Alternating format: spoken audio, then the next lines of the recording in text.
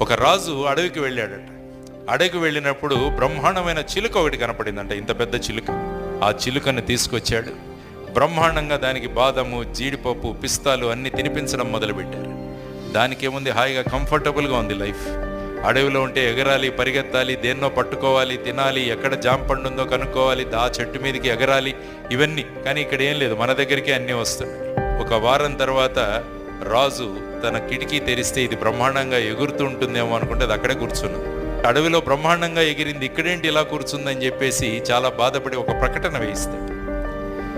ఈ చిలుకను ఎవరైనా ఎగిరేటట్టు చేస్తే వాళ్ళకు బహుమతినిస్తాను అన్నారు. చాలా మంది వచ్చి ప్రయత్నించారు కానీ అది ఎగరట్లా. ఫైనల్గా ఒక రైతు వస్తాడు. రైతు ఒక గొడ్డలి తీసుకొని వచ్చి అది ఏ కొమ్మ మీద కూర్చుందో ఆ కొమ్మను కట్ చేసేస్తాడు. అది వెంటనే ఎగురుతుంది అనమాట. కాబట్టి మనం కూడా లక్ష్య సాధనలో ముందుకు వెళ్ళాలంటే కంఫర్ట్ జోన్ నుంచి బయటపడాలి.